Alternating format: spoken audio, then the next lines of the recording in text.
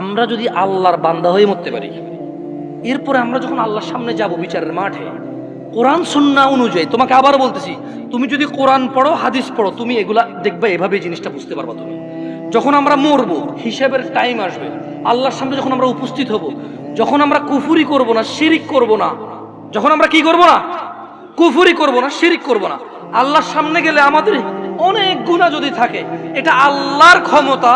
আল্লাহ আমাদেরকে শাস্তি দিবে অথবা ক্ষমা করবে। আল্লাহ আমাদের শাস্তি দিবে অথবা ক্ষমা করবে। এটা কার ইখতিয়ার? সিদ্ধান্ত কার?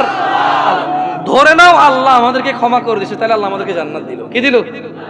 ওকে, ধরে নাও আল্লাহ আমাদেরকে ক্ষমা করে নাই, তাহলে আল্লাহ আমাদেরকে শাস্তি দিবে। কি দিবে? কিন্তু ওই যে আমরা মুমিন মুসলমান, এই শাস্তি চিরস্থায়ী হবে না। কি হবে না? কি হবে না? ওই যে যার যে অপরাধ, চুরি করলে 6 মাস জেল, ডাকাতি করলে 1 বছর জেল, মানুষ মারলে 12 বছর যাবজ্জীবন জেল, ওই হিসেবে আমাদের অন্যায় অপরাধ অনুযায়ী শাস্তি পাবো। কি পাবো? যদিও শাস্তি বড় ভয়ঙ্কর, আল্লাহ আমাদেরকে আশ্রয় দিকে। আমিন। আমি তোমাদের বলি, আবার বলি, শোনো, বুঝার জন্য বলি। আমি তোমাদেরকে কি বলতে চাচ্ছি তোমরা কি বুঝতেছো ভাই? আমি বলতেছি না যে অপরাধ করো, আমি মূলত বলতে চাচ্ছি তোমরা মুসলমান হয়ে মরো ভাই।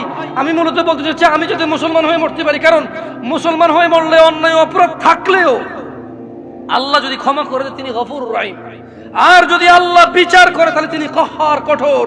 তিনি যদি শাস্তি দেয়, কেউ শাস্তি ঠেকাতে পারবে না, কিন্তু তিনি কারো উপরে জুলুম করবে না, অপরাধ অনুযায়ী শাস্তি ভোগ করবে। এরপরে আল্লাহকে পবিত্র করে সুন্দর করে জান্নাতে ঢুকাই দেবে।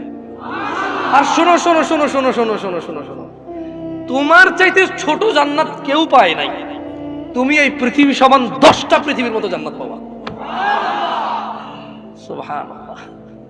তোমার চাইতে ছোট জান্নাত কেউ পায় নাই, এর থেকে ছোট আর কম কেউ পায় নাই। পৃথিবীর তুলনায় পৃথিবীর চাইতে বড় 10 গুণ বড় জান্নাত পাবা। কি হয়ে মরতে হবে? কয় রাকাত নামাজ পড়ে মুসলমানরা? কয় রাকাত?